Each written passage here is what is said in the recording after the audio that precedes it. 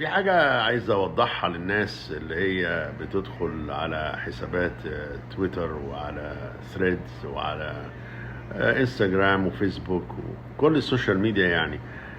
حاجة أوضحها، حاجة سهلة يعني بسيطة، يعني إن الميديا دي لما اتعملت علشان الناس تتعرف على بعض وتتقرب من بعض وتفهم بعض، وبعدين تتناقل الأخبار ما بينهم وبين بعض. يعني مش معمولة علشان الناس تشتم بعض.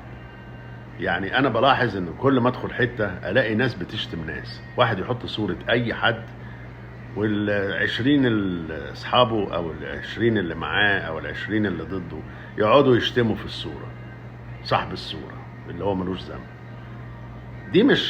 ده مش غرض السوشيال ميديا. يعني غرض السوشيال ميديا نتعلم حاجة كويسة من